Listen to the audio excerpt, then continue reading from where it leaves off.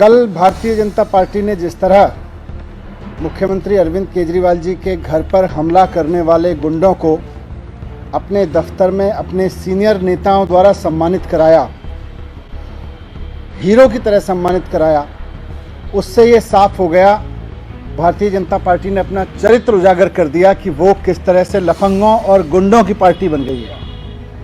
Unnao rape case आप सबने देखा कि किस तरह से भारतीय जनता पार्टी के एमएलए कुलदीप सिंह सेंगर 17 साल की लड़की का रेप करने के आरोप में कन्विक्टेड ठहराए गए, और न सिर्फ उनको कन्विक्टेड ठहराया गया बल्कि लड़की के पिता की हत्या करने का भी उनके ऊपर आरोप चला। इस तरह से भारतीय जनता पार्टी अपने अंदर रेपिस्ट को, गुंडों को, बलात्कारियों को, हमला करने वालों को, लफंगों को, लड़कियों को छेड़ने वालों को, लोगों के घरों पे गुंडागिरी करने वालों को, इन सबको हीरो की तरह पूजती है, इन सबको अपना नेता बनाती है।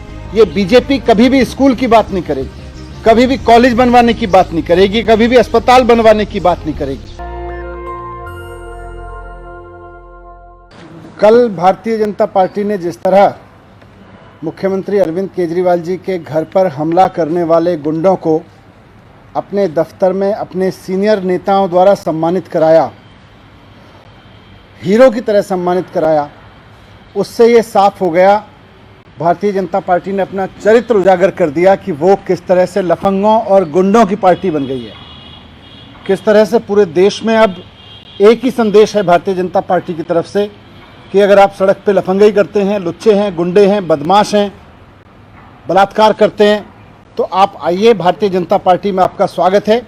भारतीय जनता पार्टी गुंडई करने पे, लफंगाई करने पे, लोगों के साथ मारपीट करने पे ना सिर्फ आपको प्रोटेक्ट करेगी बल्कि अपने दफ्तर में अपने नेताओं से आपका स्वागत भी कराएगी, आपको हीरो की तरह सम्मानित भी कराएगी। ये भारतीय जनता पार्टी का चरित्र अब हो गया है।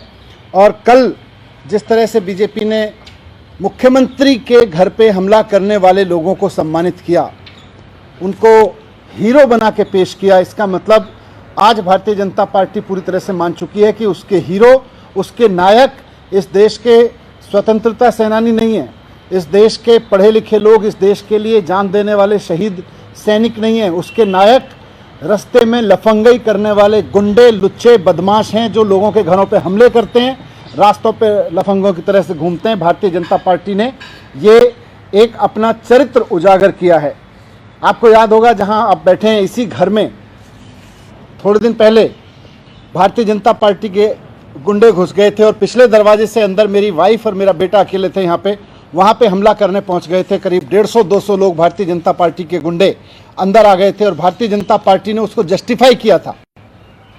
गेट तोड़ के, सामने वाला गेट तोड़ के, यहाँ पीछे वाला गेट तोड़ के इसके अंदर आ गए थे, उसको भी भारतीय जनता पार्टी ने जस्टिफाई किया था। इसके पहले भी भारतीय जनता पार्टी, ये कोई पहली बार नहीं है कि भारतीय जनता पार्टी अपने गुंडों को, अपने इस चरित्र को उजागर कर रही है कि वो एक गुंडों की पार्टी है, बदमाशों की पार्टी है, वो लफंगों की पार्टी है। ये भारतीय जनता पार्टी बार बार उजागर करती रही है। मैं आज आपके सामने कुछ ऐसे घटनाक्रम लेकर आया हूं जिसमें भारतीय जनता पार्टी का ये चरित्र बार बार उजागर होता रहा है, और मैं एक एक करके आपके सामने रखना चाहता हूं। सीएम साहब के यहाँ जो हमला हुआ उस पर मैंने जिक्र किया, मेरे घर पे जो हमला किया गया और 150-200 गुंडे भारतीय जनता पार्टी के आए और भारतीय जनता पार्टी ने ना केवल बाकायदा उनको प्रोटेक्ट किया बल्कि उनका सम्मान भी किया। इसी तरह से अभी थोड़े दिन पहले भारतीय जनता पार्टी के नेता मनोज तिवारी जी बीजेपी के कुछ गुंडों के साथ, करीब 200 गुंडों के साथ जल बोर्ड के यूजीआर में घुस गए थे, जहां लोगों के पीने का पानी जहां से सप्लाई होता है, जहां हमें, आपके और हमारे घरों के लिए पीने का पानी आता है, जहां से वो बहुत प्रोटेक्टेड एरिया होता है, बहुत सेंसिटिव एरिया है, कहीं कुछ भी गंदी चीज़ मिलाई जा सकती है, कोई भी गड़बड़ चीज़ मिलाई जा सकती है।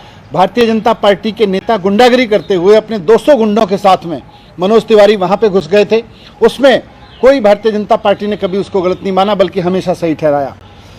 इसके पहले भी एक बार जल बोर्ड में झंडेवालान के दफ्तर में भारतीय जनता पार्टी के नेता और उनके गुंडे पूरी तरह से करीब 100 गुंडों के साथ में झंडेवालान के डीजेपी के हेडक्वार्टर में जाके, दिल्ली जल बोर्ड के हेडक्वार्टर में जाके हमला कर चुके हैं और वहाँ पे उन्होंने रिसेप्शन को तोड़ा, वहाँ के कंप्यूटर्स, प्रिंटर, वहाँ की बेंचेस को तोड़ा, वहाँ के स्टाफ पे हमला किया, वहाँ पे महिलाओं के साथ इन्होंने, भारतीय जनता पार्टी के गुंडों ने बदतमीजी की थी वहाँ पे।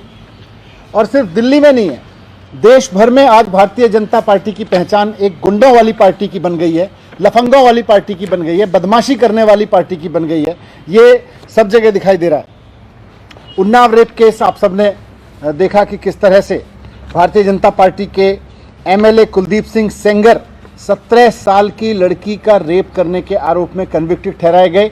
और न सिर्फ उनको कन्विक्टेड ठहराया गया, बल्कि लड़की के पिता की हत्या करने का भी उनके ऊपर आरोप चला। उसको भी जुडिशियल कस्टडी में उसकी हत्या करवाने का भी उनके ऊपर मुकदमा चला। गुजरात गैंग रेप केस हमने सबने सुना कि किस तरह से कच्छ डिस्ट्रिक्ट में बीजेपी के 4 लोकल लीडर्स ने महिलाओं को, लड़कियों को वहाँ प्रोस्टिट्यूशन में धकेला, 24 साल की महिला का गैंग रेप किया।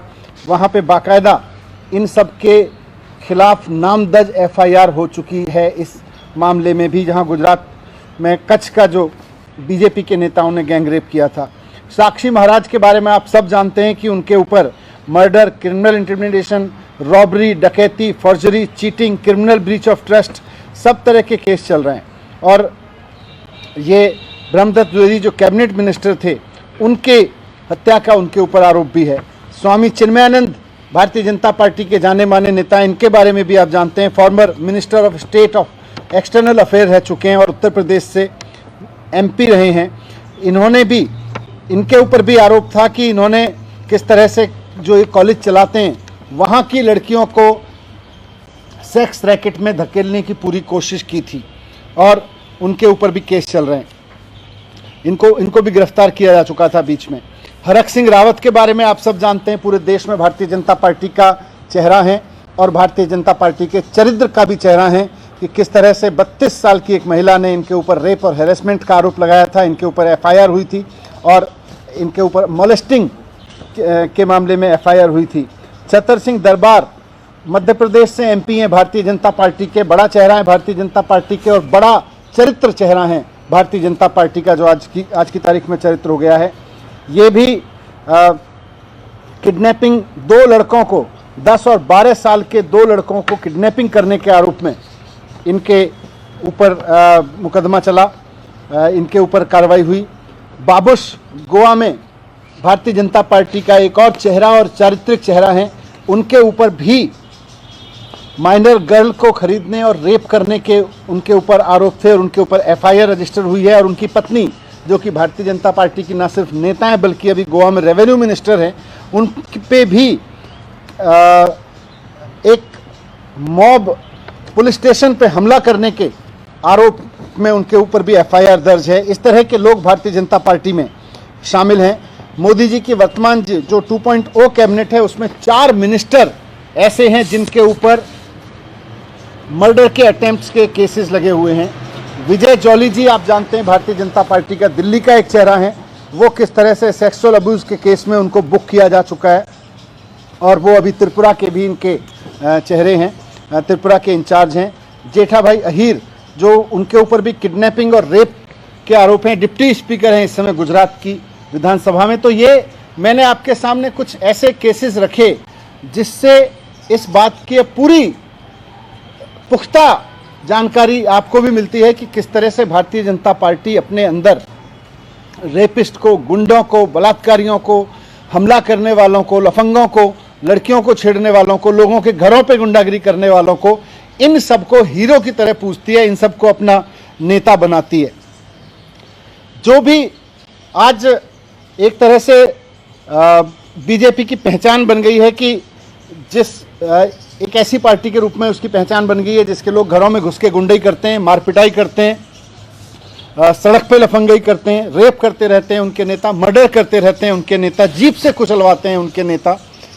आज अगर अमेरिका में कोई गुंडाई करता है तो उसको जेल में जाना पड़ता है, लेकिन भारत में अगर कोई गुंडाई करता है तो उसको भारतीय जनता पार्टी में आराम से जगह मिल जाती है। यूरोप में अगर आपकी कोई बेटी को छेड़ता है तो उसको जेल भेजा जाता है, लेकिन भारत में अगर आपकी बेटी को कोई छेड़ता है तो या तो पहले से वो बीजेपी का नेता होगा या भारतीय जनता पार्टी उसको अपने दफ्तर में बुला के बाकायदा सम्मान करेगी, बाकायदा उसको पद देगी। मैं देश के लोगों से कहना चाहता हूं कि आप कैसा देश चाहते हैं? ऐसा देश चाहते हैं जहां गुंडों और लफंगों को केंद्र में बैठी सत्ताधारी पार्टी की शरण मिले, या ऐसा देश चाहते हैं जहां पे ऐसे लोग जेल जाएं। आपके सामने अब पूरा चरित्र भारतीय जनता पार्टी का उजागर हो चुका है। ये बीजेपी कभी भी स्कूल की बात नहीं करेगी, कभी भी कॉलेज बनवाने की बात नहीं करेगी, कभी भी अस्पताल बनवाने की बात नहीं करेगी।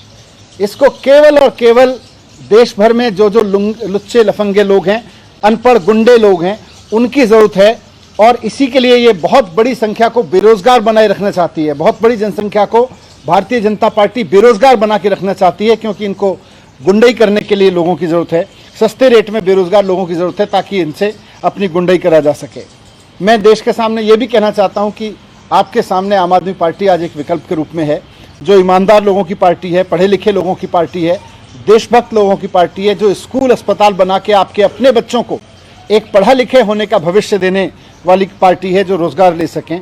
बस हमको अब तय करना है कि हमें अपने देश को किस रास्ते पे ले जाना है। पाकिस्तान या श्रीलंका जैसे रास्ते पे ले जाना है, या यूरोप, अमेरिका और जापान जैसे देशों से भी आगे लेके जाना है। मुझे लगता है हम सबको निर्णय लेना चाहिए कि जो पार्टी गुंडों को संरक्षण देती है और गुंडों को हीरो की तरह से पेश करती है अपने स्टेज पे बिठा के, उसको हमें गद्दार पार्टी का तमगा देना चाहिए। उसको हमें गुंडों, अनपढ़ों, लफंगों की पार्टी देके अब खारिज करना चाहिए। हमें वक्त आ गया है कि हम अपने देश में पढ़ाई लिखाई की राजनीति की बात करें, विज्ञान की बात करें, डिग्री और रोजगार की बात करें। हम इस तरह की गुंडई और लफंगई की राजनीति को बहिष्कार करें। Thank you. गुजारिश है कि अगर इसको बचाना चाहते हैं तो नेशनल दस्तक को सब्सक्राइब करने के लिए रेड कलर के सब्सक्राइब बटन को दबाएं, फिर बेल आइकन की घंटी दबाएं। नेशनल दस्तक को बचाने के लिए बहुत जरूरी है कि हर खबर को शेयर करें, लाइक करें, कमेंट जरूर करें।